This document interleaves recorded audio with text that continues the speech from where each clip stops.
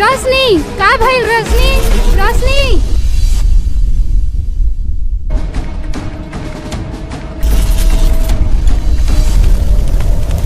Thanks रवि, अगर तू आज हमर फीस जमा ना करस तो हमर पूरा साल बर्बाद हो गइल रहे।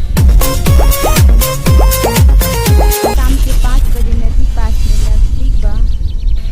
अइहा जरूर। हम